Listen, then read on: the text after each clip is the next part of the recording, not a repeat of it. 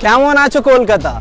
This is Kritartha Pandey, and in spite of this hot and humid weather, we are here today at Victoria Memorial to show you what's inside. Yes, you heard it right. Recently we got to know that now you can take pictures and film inside the building. So if you haven't seen it yet, let's check it out.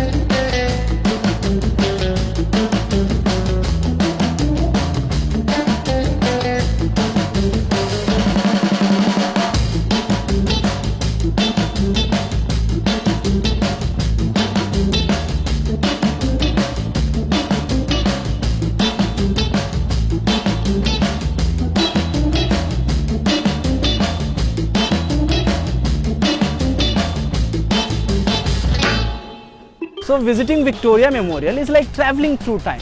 It is the pin around which the entire city evolved and became as we see it now.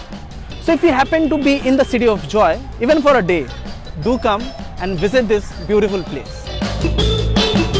Do visit.